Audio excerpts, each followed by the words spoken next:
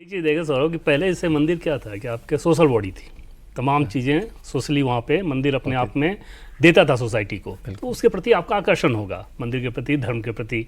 अब क्या हो गया है, मंदिर सिर्फ एक रिचुअल की जगह हो गई है। आप गए, पूजा चढ़ाया, आप चल दिए।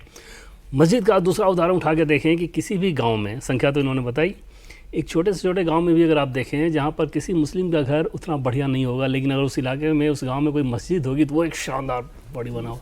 कहाँ से ये आ रहा है? अच्छा, आ रहा है तो गलत नहीं हो रहा है। नहीं, और उसमें वो फ्राइडे प्रेयर्स का कॉन्सेप्ट ही इसलिए है कि समाज एकजुट रहे पूरा जेट। तो वहाँ तो आपको ये, अच्छा आपके यहाँ ऑलरेडी था, ये नहीं क्या रह गई बात सरकार की। तो वाकई अगर सरकार के ऊपर प्रेशर आ गया, जैसे बॉडी कैसी हो, क्या हो, ये तो तब होगा ना जब आप इन प्रिंसिपल इस बात के लिए तैयार हो कि हाँ इसकी जरूरत है, हमें ये करना है और हमें ये करना पड़ेगा। हर बार क्या, जितने बड़े मंदिर हैं, तिरुपति वाले को देख लें, वैष्णो देवी देख, सब बड़े मंदिरों का हर साल का अगर आप देखें चढ़ावा और उस पर जो टैक्सेस देते हैं तो इतना ह्यूज है कि तो आपको आंखें खुल जाएंगी कि यार ये क्या हो रहा है। पॉलिटिकली एक व्यक्ति ने बोला, पवन कल्याण ने मंच से बोला, जबकि आंध्रा में एचआरसी चलता है, कि हमें एचआरसी को आंध्रा के डिप्टी सीएम जो पवन कल्याण है, उन्होंने ऑफिशियली बोला है कि एचआरसी को हमें मुक्त करना चाहिए। और एचआरसी, जबकि आंध्रा का तो बड़ा है और आंध्रा में टेम्पल्स भी हैं, तिरुपति भी उसी मानता है, उन्होंने ऑफिशियली बोला। उस पर काम कितना होता है, लेकिन ये डिबेट आ गई है, बात होने लगी है।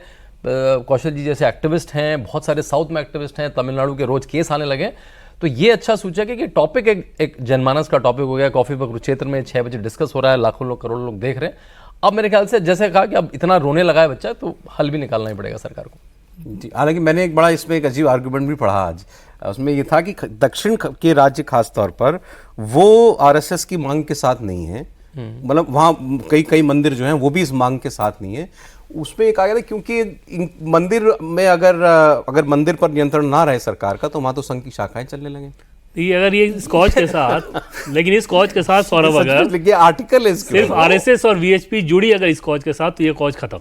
फिर तो आप एक पॉलिटिकल विंग के उसके तौर पे हो जाओगे ना। ये हिंदुओं का कॉज होगा तभी ये सक्सेसफुल हो सकता है कि देश का हर हिंदू, जरूरी नहीं है ना कि हर हिंदू आरएसएस या बीजेपी का हो या वीएचपी के साथ जुड़ा हो, ये बिल्कुल जरूरी नहीं है। तो उस कंडीशन में अगर हर हिंदू इस बात को समझेगा, तब सरकार के ऊपर दबाव बनेगा, क्योंकि इन प्रिंसिपल सरकार मानती है कि हाँ वाकई ऐसा होना चाहिए।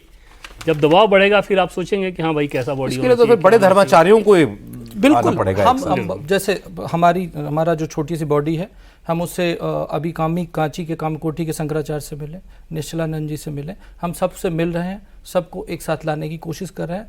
और जो आपका सवाल था ना कि ये पैसे जाते कहाँ हैं, इस पर ये आरटीआई का जवाब आया था।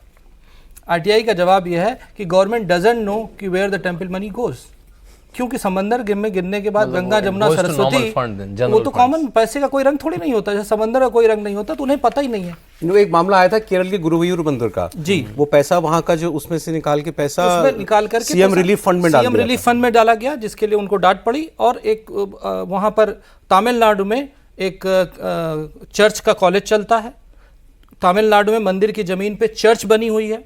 मजे की बात ये थी, अभी गूगल करिए ना, चेन्नई एएसआई मैंने जितने मॉन्यूमेंट लिए हैं, एएसआई मतलब जो सबसे पुराने चीजों को अपने टेक ओवर करती है, क्या पता है आपको, एएसआई ने 15 मॉन्यूमेंट लिए हैं चेन्नई में, सिर्फ चेन्नई सिटी की बात कर रहा हूं। 15 के 15 चर्च हैं, जबकि उसी चेन्नई में हजार साल से पुराने मंदिर हैं, लेकिन उसको नहीं लिया गया। अंग्रेजों ने जितना ले लिया, उसके बाद कोई एंट्री नहीं हुई।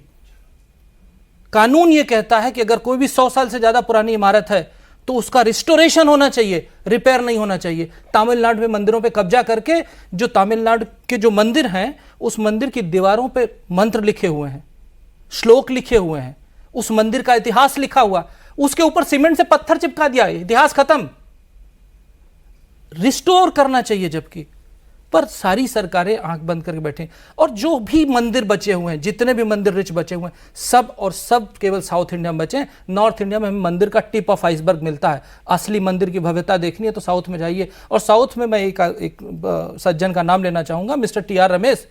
जितना मैंने सीखा है उनसे, उन्हीं से सब सीखा है। मैं उनको टेम्पल मैन कहना चाहूंगा, तमिलनाडु का, पूरे इंडिया का, बल्कि उनको आपको एक बार टी.आर. रमेश जी जितना जानते हैं, उस अकेले आदमी ने अपनी बैंक की नौकरी छोड़ दी 2011 से और अकेले मंदिर की कॉज के लड़ रहा। वो मेरे गुरु हैं इसमें, वो भी हमारे साथ इसमें है, सब कुछ उनके गाइडेंस से हो रहा है। आप सीधे सरकार से क्यों नहीं मिलते जाके? मिले टाइम, मतलब होम मिनिस्टर से मिले, प्राइम मिनिस्टर से सरकार कुछ नहीं होती। लोकतंत्र में लोग तैयार होगा तो तंत्र अपने आप तैयार होगा। आप ये समझिए, हिंदू धर्म में आस्था है, दो चीजें लैकिंग है, संस्था और व्यवस्था। बाकी धर्म जो ग्रो कर रहे हैं दुनिया में, उनमें आस्था, संस्था और व्यवस्था तीनों चीजें हैं। हमारे यहाँ आस्था है, संस्था और व्यवस्था नहीं है, इसलिए उससे निकलने वाला अर्थ दूसरों के काम आ रहा है, हिंदू धर्म के काम नहीं आ रहा, और हिंदू धर्म कमजोर हो रहा और है। सोमनाथ से लेके जी। सोमनाथ या बाकी मुगल सबको देखें, मोहम्मद गौरी मतलब सोमनाथ, और बाकी सारे मुगलों को देख लें, अंग्रेजों के समय का देखें, या हाल के दिनों में बांग्लादेश वाली घटना पे देखें, लगातार मंदिर पे अटैक। तो ये समझ में आता है ना कि भाई उनको पता है कि न्यूक्लियस क्या है, कहाँ हिट करना है। और वहीं अगर हिंदू इस बात को ना समझे कि कहाँ हम हिट हो रहे हैं, कहाँ मजबूत हमें होना चाहिए, तो फिर सरकार के ऊपर दबाव नहीं बन सकता।